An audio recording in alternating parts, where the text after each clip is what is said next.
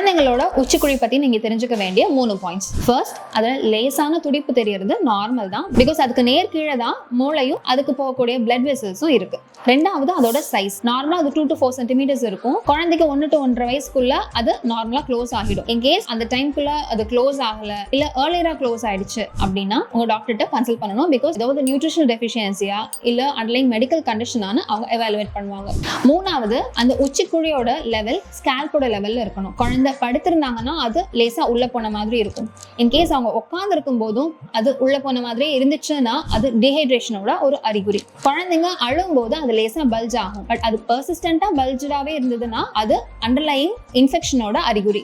உங்க டாக்டரை உடனே கன்சல்ட் பண்ணணும். மேம், குழந்தைய தெரியாம தூக்கும்போது டச் பண்ணிட்டேன், அதனால ஏதாவது ப்ராப்ளம் வருமா? நீங்க உச்சிக்குழியை தொடறதுக்கு பயப்பட வேண்டாம். நீங்க அழுத்த மட்டும் கூடாது.